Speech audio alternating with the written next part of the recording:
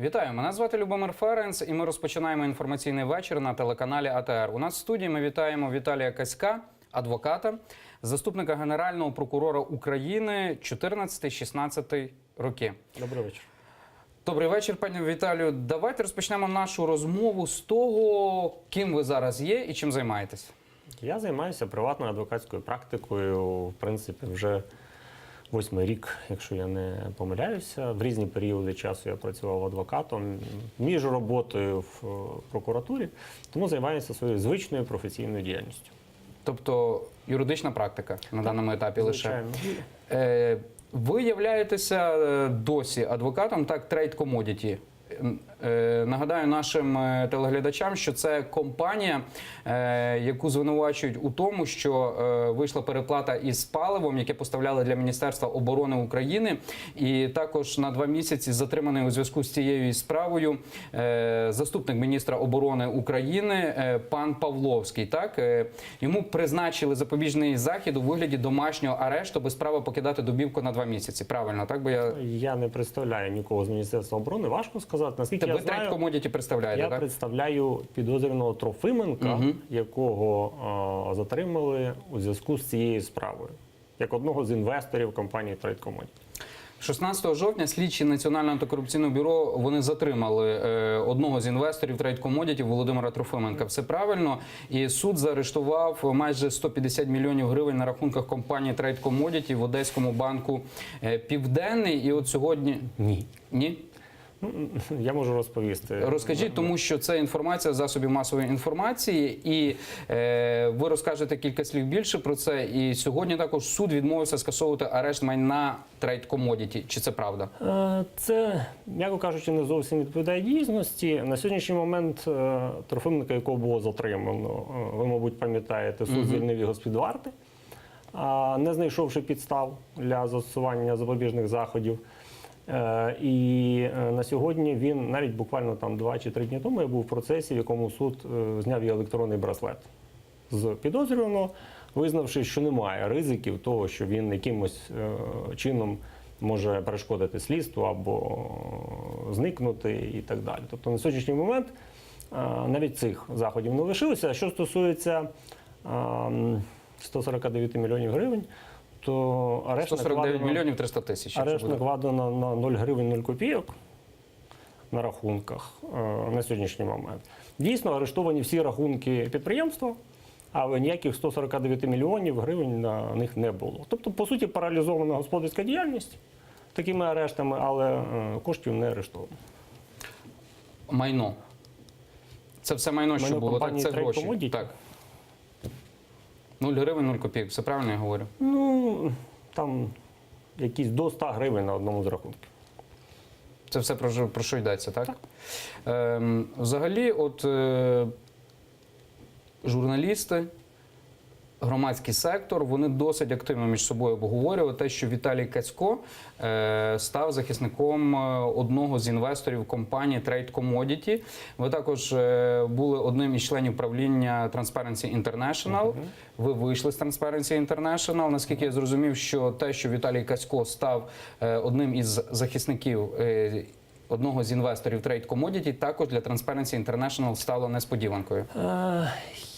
Я не думаю, що це стало несподіванкою для Transparency International, тому що я як тримав, так і продовжую тримати зв'язок з берлінським офісом TI.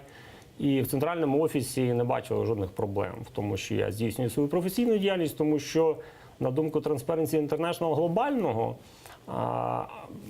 громадські активісти в сфері боротьби з корупцією – це не лише обвинувачення когось в корупції, але й забезпечення справедливого судочинства для людей, яких обвинувачують в корупції. Тому що у будь-яких звинувачень такого роду є 2 сторони. Так? Одна сторона – це звинувачення в певних корупційних діях, а друга сторона – це те, що всі люди мають право на справедливий суд, в тому числі і звинувачення в таких злочинах. І відповідно, на їхню думку, немає жодної суперечки чи проблеми в тому, що таке справедливе судочинство шляхом захисту, встановлення істини у цьому кримінальному провадженні здійснюється одним з членів правління TI Україна. Це більше проблема, скажімо так, ситуації в Україні на сьогоднішній день, тому що в Україні до цього часу А захисник або адвокат доволі часто асоціюється з клієнтом, з підзахисним, що в принципі не має бути відповідно до міжнародних стандартів. Тому я вже пояснював це в ефірі АТР свою позицію. Моя задача в цьому провадженні забезпечити дотримання прав і встановлення істини. Наша компанія вивчала попередньо господарські договори компанії Trade Commodity. Ми не знайшли жодних порушень законодавства. Ваша компанія це Арценгер? Моя компанія Василь Кізіль і партнери, де я є партнером. Я в різних компаніях працював в різний час як професійний юрист, тому на сьогоднішній момент це ВКП. Як Віталій Касько взагалі сприймає той факт, що коли говорилося в попередні роки про Віталія Каська, говорилося про людину, яка стоїть по сторону світла, так назвемо це так. Він був серед реформаторів, серед депутатів, які хотіли змін. Я особисто Серед депутатів ніколи не був. Ну, наприклад, була група людей, і це саме і Transparency International, наприклад, і громадські активісти, і, наприклад, там я не буду зараз прізвищ називати, які, ну, наприклад, вони входили в пул, наприклад, цієї такої рушійної сили, яка боролася за зміни у цій державі. Також Віталія Каська називали як одним із прогресивних прокурорів в Генеральній прокуратурі України, і в підсумку Віталій Касько відійшов від цих всіх справ, так, наприклад? Ні, абсолютно. Я закінчу запитання, наприклад, тобто він зайнявся юридичною практикою, не в негативному сенсі я говорю, але просто Віталій Касько вже не бере участі, наприклад, в тому пулі. Чи бере досі? Я не можу з цим погодитись. Чому? Тому що я в різні періоди працював адвокатом, в різні періоди представляв різних людей. Я наводив в ефірі АТР цей приклад, якогось представляв Юрія Луценка, якого обвинувачували в заволодінні, а точніше в передачі нагородної зброї там певним особам там 2007 році, якщо не помиляюсь, і виграв цю справу, будучи адвокатом. Комусь це могло не подобатись в часи Януковича, наприклад. Нічого не змінилося з цього часу. Я як залишався, так і продовжую залишатися людиною з активною громадянською позицією. Мені абсолютно не заважає те, що я займаюся адвокатською практикою, тому що, ще раз повторюю, задача адвоката – це не лише захист клієнта, це і встановлення істини, і забезпечення того, щоб права цієї людини були дотримані, і щоб не притягалися до відповідальності люди, які не вчиняли корупційних дій. Тому що, ви знаєте, і одне, і друге є перекосом. І ситуація, коли не притягуються до відповідальності корупціонери, які дійсно вчинили злочин, і ситуація, коли намагаються притягнути до відповідальності людей, які об'єктивно цих злочинів не вчиняли, або щодо яких немає доказів вчинення. Тому і одне, і інше, мені здається, це темне. Так? От в моєму розумінні світле – це те, що встановлюється, як було насправді, права людини дотримуються, невинні не притягуються до відповідальності, а винуваті одержують справедливе покарання. Це світла сторона. І на цій стороні я продовжую залишатися. Звинувачення Національного антикорупційного бюро України і спеціалізованої антикорупційної прокуратури щодо вашого клієнта, так, одного з інвесторів Trade Commodity, ви вважаєте обґрунтованими чи ні? І ви визвалися його захищати лише через те, що вважаєте звинувачення антикорупційних органів необґрунтованими? Дивіться, адвокат може виходити з тих доказів, які на сьогоднішній момент йому відкриті. На сьогоднішній момент те, що було відкрито, передано слідчому судді при обранні запобіжного заходу, на мою думку, свідчить про відсутність обґрунтованої підозри щодо конкретно клієнта. Друге питання – це незаконність затримання клієнта. Насправді його було затримано незаконно. І ми будемо продовжувати це питання ставити аж до звернення до Європейського суду з прав людини, тому що затримання без ухвали слідчого судді за Конституцією в таких випадках, як було зроблено, забороняється. Це порушення, це грубе порушення прав людини. Тому ми будемо відстоювати права цієї людини, включаючи і говорити про його невинуватість. Якщо при закінченні досудового розслідування будуть відкриті інші докази, які будуть свідчити про наявність якихось корупційних речей, які на сьогодні відсутні, я можу про це вже говорити, так? Тоді ми будемо визначатися своєю позицією. На сьогодні позиція наша така. Віталій Касько щойно сказав про те, що Національне антикорупційне бюро України і спеціалізована антикорупційна прокуратура працювали не в межах закону, коли ми говоримо про затримання вашого клієнта, так? Я неодноразово про це казав не тільки відносно до клієнта. Як ви на загал оціните роботу НАБУ і САП в Україні, тому що багато звинувачень лунає з боку опонентів, так? Тих самих представників Генеральної прокуратури України, народних депутатів, що НАБУ і САП працює непрофесійно, не в межах закону і перевищує свої повноваження? Дивіться, Я говорив і продовжую говорити про те, що добро не може робитися незаконними методами. І керівникам НАБУ і САП неодноразово, в тому числі медійно, публічно, натякав на те, що у них дуже багато ворогів. І це абсолютно природньо, тому що вести провадження щодо топ-корупціонерів і не нажити таких ворогів було б абсолютно незрозуміло. Тому вони повинні були готові до таких нападок. Але крім ворогів, у них, на жаль, з'явилися друзі в лапках, які намагаються обґрунтувати законність або доцільність будь-яких дій, незалежно від того, чи дотримується, чи не дотримується закон, і виправдовувати такі Хто ці дії. друзі? Ну, є люди, які не хочуть вникати в дотримання чи недотримання прав людини, законність, незаконність дій, і підтримують дії новостворених правоохоронних органів незалежно від цього. Говорячи про те, що ми вас Ми говоримо про народних депутатів, чиновників. різні люди, які так? вважають себе друзями НАБУ, але насправді це друзі в лапках. Тому що Ми насправді говоримо про громадський сектор і так далі, так? різні Окей. люди з різних секторів. Насправді вони роблять медвежу послугу новоствореним антикорупційним органам, тому що тим самим вони ніби спонукають їх діяти, незважаючи на правила, незважаючи на закони. І в цьому пастка для новостворених антикорупційних органів. Чому? Тому що єдине, по суті, чим вони можуть вигідно відрізнятися від традиційних правоохоронних органів, до яких, в принципі, суспільної довіри вже практично немає, це те, що вони мають працювати принципово інакше. Продемонструвати суспільству, що вони можуть якісно, законно доводити винуватість корупціонерів. Але коли допускаються помилки такого роду, цим неминуче Ви скористаються. говорите про помилки процесуальні? Процесуальні порушення прав людини, незаконні затримання, то цим неминуче скористаються в першу чергу вороги. От ви говорили про те, що народні депутати, там ряд політичних партій піднімають про питання про те, що робиться порушення закону, робиться щось незаконними методами. І це, безумовно, може викликати ставлення частини суспільства до нових антикорупційних органів, як до приблизно таких самих, як і нинішні правоохоронці, традиційні. Мені здається, це ведмежа послуга, і якщо антикорупційні органи не зрозуміють на певному етапі, що вони повинні таку практику принципово змінити, відрізняючись від старих правоохоронних органів, це може всю антикорупційну реформу по великому рахунку завалити. Тому що мені особисто і багатьом іншим людям, які розраховували на якісну, ефективну роботу новостворених інституцій, не хочеться, щоб вони працювали тими ж методами, до яких ми, на жаль, звикли. І я про це говорив безвідносно до нашого кримінального провадження, неодноразово, в тому числі і керівництво антикорупційних органів.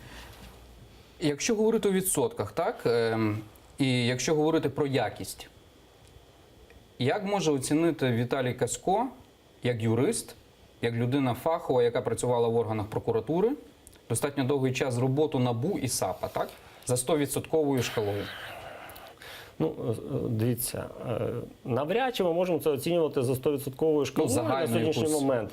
Але вона все ще більш ефективна і більш якісна, ніж робота традиційної правоохоронної системи. Тобто, поки що ці органи не зрівнялися в такій низькій ефективності, в грубих порушеннях прав людини з правоохоронною системою традиційною. Але хотілося б, щоб ця відстань суттєво збільшувалася. Більше 50%, нижче 50%. Ефективності? Так. Я думаю, що ми можемо на сьогодні говорити про 50%, десь приблизно. Ви знаєте, мабуть, що вироків немає на сьогоднішній момент, і НАБУ, і САП скаржаться на неефективність судової системи. Ви погоджуєтесь з тим? Ви знаєте, вони говорять про неефективність судової системи, а судова система говорить про неякісні розслідування, відсутність доказів, що мене теж лякає. Чому? Тому що судова система в такому випадку мала би діяти інакше. Не тримати ці справи роками, перекидаючи з одного суду до іншого, а давати принципову оцінку. Тим самим навчаючи нові правоохоронні органи діяти за законом, якісніше збирати докази правильно. Насправді, от така позиція відтягувати прийняття рішення, вона йде ні на користь судовій системі, ні на користь антикорупційним органам. Є склад злочину, є докази. Будьте добрі, приймайте рішення щодо засудження. Немає, зібрані незаконно, будь ласка, виправдовуйте. В будь-якому нормальному європейському суспільстві виправдальний вирок є нормою. У нас на сьогоднішній момент виправдальних вироків менше 1%. Як було за часів Януковича, так і на сьогоднішній момент менше 1%. Це ненормально в демократичному суспільстві і в системі, де існує справедливе судочинство. Ви слідкували, напевно, за затриманням екс-очільника Грузії, екс-президента Грузії Михайла Саакашвілі, а також за судом Печерським, за рішенням суду, який виступив, тобто суддя Лариса Цокол, вона відпустила колишнього голову, в тому числі Одеської облдержадміністрації. Як ви можете ці всі речі прокоментувати? Вам не здається, що і Генеральна прокуратура України, і Національне антикорупційне бюро, і спеціалізована антикорупційна прокуратура, тобто я тут кілька питань дам, вони всі через телевізор борються за прихильність. Так? І от коли ми говоримо про арбітра, і стає отим арбітром телевізор, так? Ну, чесно кажучи, у цей кейс я би не змішував НАБУ і САП, Бо вони там, тому що вони трошки різнопланові. Так? Це все-таки кейс, який... Я робив коментар перед якраз прийняттям судового рішення на одному з телеканалів і говорив про те, що ця справа, вона виходить за межі права. Вона десь в політичній площині, тому що з точки зору юриспруденції оця конструкція, яка інкримінувалася Саакашвілі, вона є абсолютно нежиттєздатною.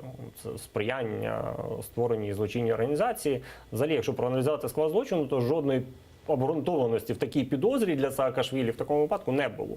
І мене здивувало, що такий Печерський суд в даному випадку погодився з цим і визнав підозру необґрунтованою, не застосувавши жодного запобіжного заходу. В принципі, от, власне кажучи, я так і прокоментував, що так мало статися і чомусь так сталося. Рідкий випадок в сьогоднішній системі судочинства, тим не менш. Тому я би оцей кейс не ставив би, не порівнював діяльність НАБУ і органів прокуратури.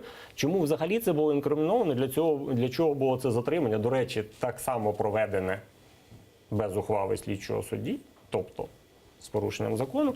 Для чого це було робити і отримувати таке судове рішення, для мене, чесно кажучи, загадка. Навіть з політичної точки зору, з правової це взагалі нонсенс.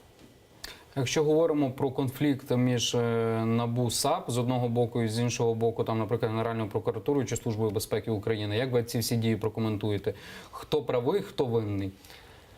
Ну, тут, мені здається, нічого не змінилося. Це, вочевидь, змагання за сфери впливу і за намагання продемонструвати, хто є головним. Мені здається, що Генеральна прокуратура, органи прокуратури, взагалі правоохоронна система, включаючи СБУ, вони не зовсім погоджуються з цим перерозподілом повноважень, коли дуже велика частина оцих злочинів корупційних відійшла до підслідності новоствореного органу. Це, ну я не знаю, як це назвати, такою професійною заздрістю чи намаганням боротися за сфери впливу. Мені здається, що безумовно правоохоронні органи старого типу намагаються протистояти новим правоохоронним органам. Інша справа, що ми з вами вже говорили про те, що нові правоохоронні органи не завжди добре зважують ризики, не завжди добре розуміють, що їм потрібно робити для того, щоб перемогти в цій війні. Інколи вступаючи в бій, коли це не потрібно, інколи займаючись подібними діями, як старі правоохоронні органи, тим самим поступово віддаючи позиції. Якби вони принципово зайняли позицію і працювали б по-новому, то всі ці нападки з боку старих правоохоронних органів вони б не мали результату, на мою думку. Тобто ви маєте на увазі те, що справді проблеми в НАБУ і в САПі є, і тим користуються вороги і противники? Безумовно. Вони знають про їхні слабкі сторони і їх витягують на поверхню? Ну, звичайно. І до цього потрібно було бути готовим з самого початку і НАБУ, і спеціалізованій антикорупційній прокуратурі, тому що за це і хапалися, і будуть хапатися, витягувати це на поверхню. Навіть більше того, інколи роздувати проблему, яка не є такою масштабною, наприклад, особливо коли мова йде про ці так звані там порушення державної таємниці чи таємниці розслідування, оці всі норми пострадянські, які в принципі не мають жодного значення в нормальній цивілізованій країні, або розповіді про те, що ФБРівці разом з НАБУ займаються оперативними операціями, що не відповідає дійсності, тому що насправді ФБРівці надають виключно методичну допомогу, експертну консультативну методичну допомогу і жодним чином не втручаються в суверенітет України в частині проведення оцих от негласних слідчих дій. Тому до таких речей потрібно бути готовим, і відповідати можна лише одним способом, демонструючи якісну, ефективну, професійну роботу з утриманням прав людини. Тільки це спрацює. Сьогодні Генеральна прокуратура передала в Печерський районний суд Києва звинувачення проти колишнього голови Державного агентства з інвестицій та управління національними проектами Владислава Каськіва. Так, відповідну інформацію ми можемо знайти на сайті Генеральної прокуратури України. І Каськіва звинувачують у скоєнні злочинів, передбачених частиною 5 статті 191 за володіння чужим майном шляхом зловживання службовою особою своїм службовим становищем. І частини 2 статті 366 службове підроблення, що спричинило тяжкі наслідки Кримінального кодексу. І розглядатися по суті справа у суді сьогодні був переданий обвинувальний акт. Тобто Генеральна прокуратура, вона розслідує справу про розкрадання державних коштів у 12-13 роках на 7,5 мільйонів гривень за договором про надання рекламних послуг. Так, і нагадаю, що на початку 2016 року чиновника оголосили у розшук. Окрім того, справу по Владиславу Каськіву має і Національне антикорупційне бюро України. Здається, частину, так? Наскільки це зрозуміло? Наскільки Тому це що відомо, у засобах звісно. масової інформації йде мова, от я переглядав, коли готувався до ефіру, і що справу розпочинало Міністерство внутрішніх справ, там фігурує сума у 250 мільйонів, Генеральна прокуратура має 7,5 мільйонів, НАБУ має там якусь частину на кількасот мільйонів. Взагалі, отака путанина. Вам відомо щось по цій справі взагалі? Ну, мені відомо так само, як і вам, лише те, що було повідомлено в засобах масової інформації про те, що частина невеличка, судячи з усього, справи розслідувалася Генеральною прокуратурою. Переважна більшість фактів опинилася в роботі НАБУ в якийсь період. Мабуть, в той період, коли Генеральна прокуратура передавала провадження у зв'язку з змінами в законодавство до Національного антикорупційного бюро. Чому частина залишилася тим не менш в ГПУ? Більша частина перейшла в НАБУ. Чому ще частина розслідується в МВС? Це, звичайно, загадка, тому що якщо мова йде про одних і тих самих фігурантів, було б абсолютно доцільно розслідувати ці кримінальні провадження в межах одного органу, хто б це не був, або якщо це старі факти, Генеральна прокуратура, або якщо НАБУ вважає за доцільне, бо воно має таке право, так, забрати оці кримінальні провадження зі старого багажу і почати їх розслідувати, але бажано би було, щоб це було в одних руках, тому що принаймні було б зрозуміло, хто за що відповідає, з кого можна було б питати за ефективність таких розслідувань. Тому що зараз, коли направлена справа про 7 мільйонів, ГПУ пред'являють претензії, що це якісь там незначні, невеликі зловживання, стосуються одного факту, а ГПУ каже, а справа основна не у нас, а в Національному антикорупційному бюро. Тобто кожен намагається зняти з себе відповідальність за результати такого розслідування. Дійсно, крайніх досить важко знайти. Було б абсолютно логічно, щоб це розслідувалося одним органом. Тим більше, що такі розпорошення справ ще можуть викликати проблеми з точки зору допустимості доказів в подальшому при розгляді справи судом по суті. От ми вже зачепили трохи тему суду і суддів, так, тому що Національне антикорупційне бюро і спеціалізована антикорупційна прокуратура і люди, я так скажу, народні депутати, активісти, громадські організації, які підтримують НАБУ і САП, вони з ними згодні, що, мовляв, нема суддів, які би винесли остаточні вироки, які би, наприклад, тих фігурантів справ могли ці вироки відправити за грати, так? Віталій Касько є прихильником створення нового суду антикорупційного чи ні? Ну, я не дивлюсь на це. Ви бачите саме в цьому вирішенні проблеми? Дивлюсь на це трошки під іншим кутом. Чому? Тому що є яскраві прихильники антикорупційного суду, є яскраві противники антикорупційного суду. Хто такі противники антикорупційного суду? Переважно це топ-чиновники, які не дуже хочуть, щоб в результаті дійсно наставала відповідальність за топ-корупцію. Так? А є прихильники антикорупційного суду, і проблема в тому, що переважна більшість цих людей не хоче правосуддя в антикорупційному суді, а хоче, щоб антикорупційні суди, по суті, затверджували або засилювали результати розслідувань НАБУ. Угу. На мою думку, це теж неправильна позиція. Тому що мені, як людині, яка з 2004 року дуже ретельно займається питаннями прав людини, справедливого судочинства, важливо, щоб в публічному процесі, в змагальному процесі Орган обвинувачення продемонстрував зібрані ним докази, сторона захисту надала свої аргументи, і суд прийняв законне рішення. Є докази, доведена винуватість, законним чином зібрано, засудив. Немає доказів, не зібрано достатньо, порушено процедуру при збиранні доказів, порушено права людини, виправдав. Проблема в тому, що більшість прихильників антикорупційного суду не хочуть правосуддя. Вони хочуть засилення обвинувальних актів антикорупційних органів, тим самим продемонструвавши ефективність. Мені потрібна ефективність судочинства в контексті правосуддя, щоб суспільство розуміло, що той, хто винен, і вина кого доведена, дійсно притягнутий до відповідальності і реально відбуває покарання. А хто не винен, вийшов в залу, довівши в публічному процесі свою невинуватість.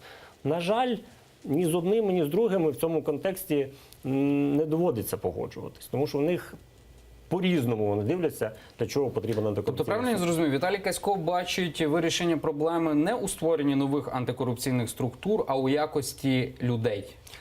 Не структур антикорупційних, вони вже створені, якщо йдеться про Суд це антикорупційних ще одна суддів. суддів, так. Антикорупційних Це ще судів. одна структура Я антикорупції. бачу проблему в тому, що в Україні відсутнє на сьогоднішній момент правосуддя. Це є хвороба. А ми намагаємось лікувати симптоми, створивши антикорупційний суд. Як пояснити людям, що всі решта суди у нас залишаться залежними, корумпованими, неефективними? Ну, от, наприклад, ви знаєте про те, що є процес, де громадські організації намагаються в адмінсуді відкрити для публіки декларації працівників Служби безпеки військової України. прокуратури. От ми створимо зараз антикорупційний суд, а от тут добитися нічого не вдасться ніколи. Ми готові з цим погоджуватись? Я не готовий. Я вважаю, що в Україні має нарешті з'явитися суд, до якого кожен громадянин може піти і одержати рішення справедливе.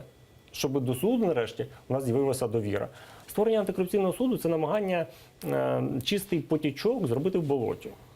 Розумієте, про що я говорю? Раніше чи пізніше вода брудна туди забереться. Особливо враховуючи, як в Україні проводяться прозорі конкурси на призначення різноманітних суддів, посадовців, керівників різних інституцій і так далі. Ви піддаєте тоді сумніву усі конкурси, які були проведені до того часу, і в тому числі і з органами, до яких ви маєте принаймні ще 50% довіри?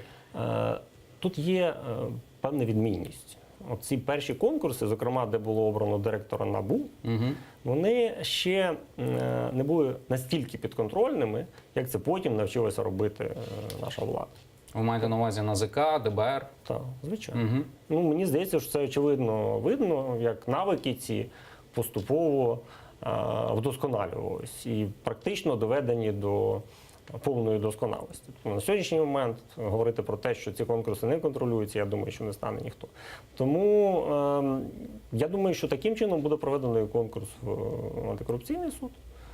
Це ще одна з причин, чому за такою логікою, мабуть, це не панацея від усіх бід.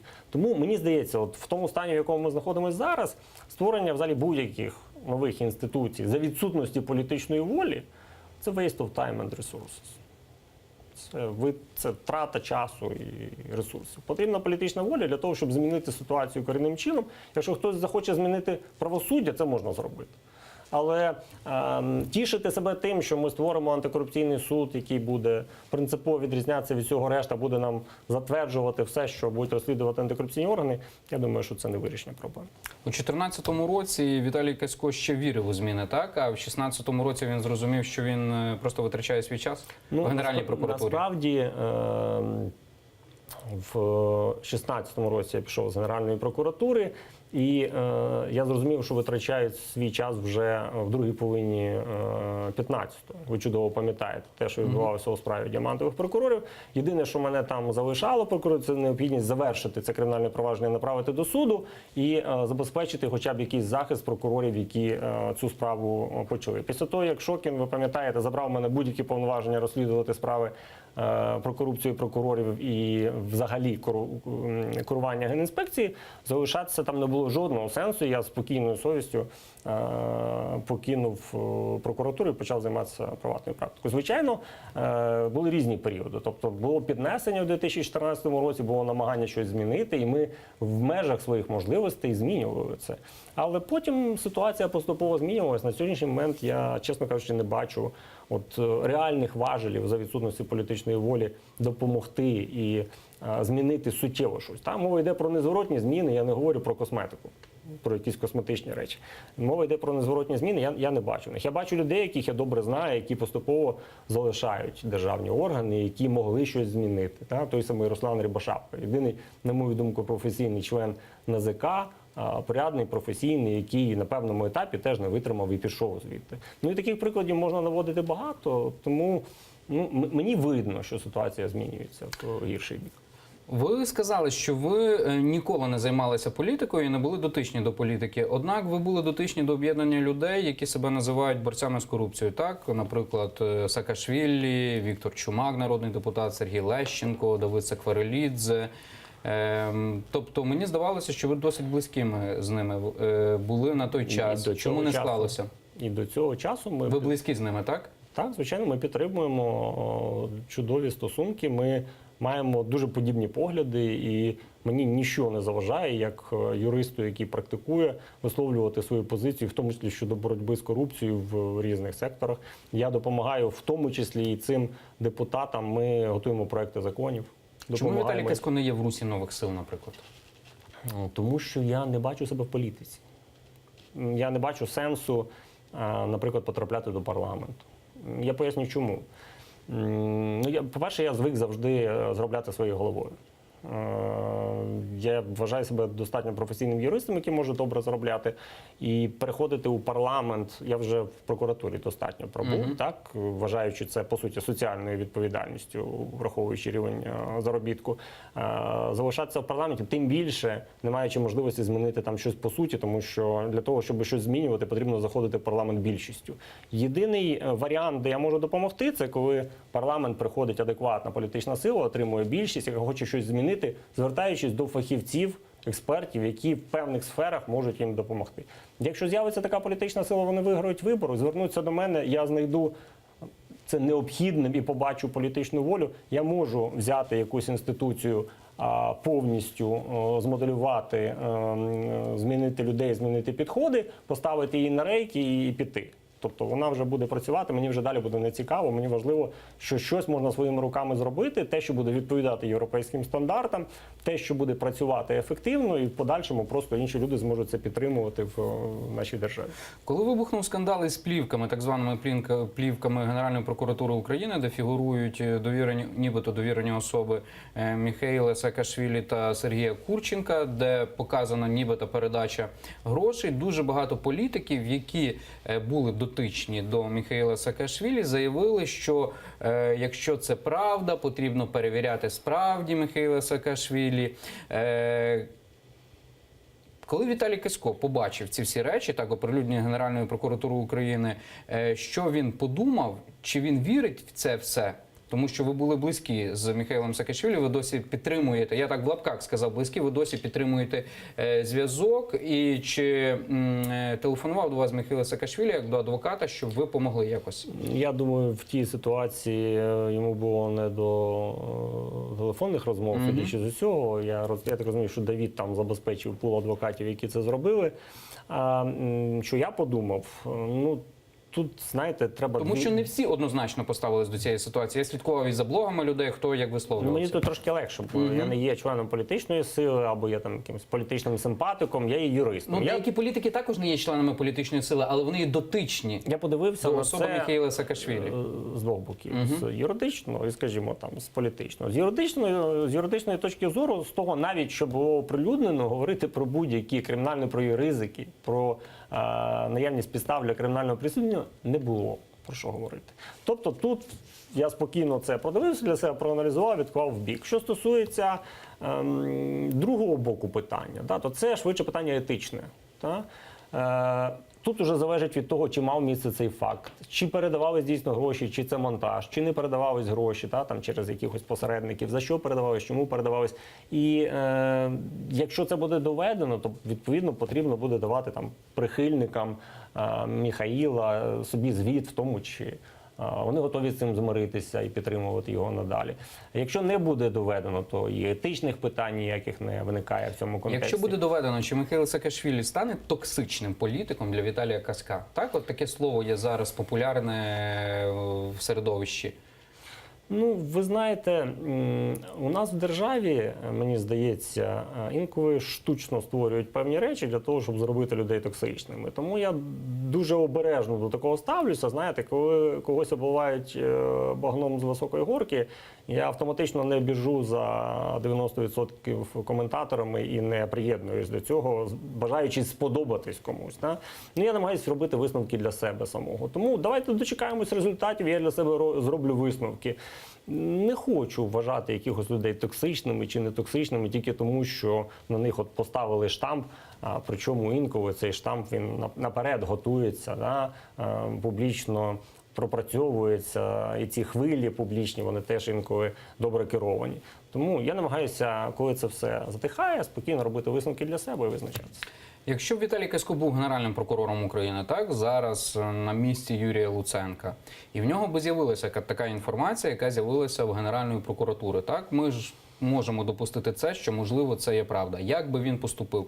І в нього би була якась певна конфронтація з іншими правоохоронними органами типу НАБУ, САПу чи з політиками штибу Михайла Саакашвілі. Я закінчу запитання. Що би він зробив? Чи він би показав, так як це зробив Юрій Луценко з першої плівки, чи все-таки провів експертизу міжнародну, незалежну, і згодом, якщо би йому не вірили, то він би це оприлюднив через засоби масової інформації? Безумовно, оприлюдненням би таких матеріалів відразу не займався прокурор-фахівець. Чому? Тому що це більш політичне рішення, аніж юридичне. А друга частина відповіді, я ще раз вам сказав, що я не бачу в цій юридичній конструкції наявності складу злочину. Тому навіть не потрібно було... Ви б зразу відкинули це, так? Ну, по великому рахунку, генеральний прокурор не повинен бути політиком і не повинен зважати, як ті чи інші матеріали можуть з етичної точки зору комусь завадити. Ну, це, до речі, може комусь не сподобається приклад, але, можливо, пам'ятаєте, була така справа, яка називалася Яд Каноненка. Це з Абрамовичем було, так? З Абрамовичем. Пасічник, Абрамович і так далі.